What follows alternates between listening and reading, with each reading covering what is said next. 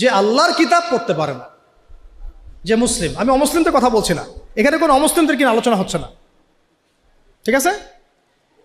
সরায় দেন। এবার আসেন হাই স্কুল, সংখ্যা কত দেখবেন? লাখ লাখ।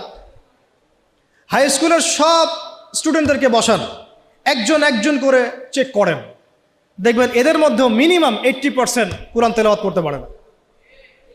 তার হাই স্কুলে পড়াশোনা করেছে 8 থেকে 10 বছর, 8 থেকে 10 বছর,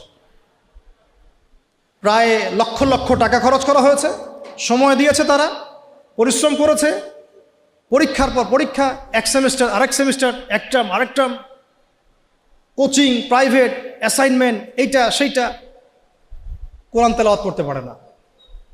আর আমরা আইয়ামে জাহিলিয়াতকে চেঞ্জ করতে চাচ্ছি, অথচ আমি দেখালাম চেঞ্জটা হয়েছে ইকরা বিসমি রাব্বিকাল্লাযী খলাক দিয়ে।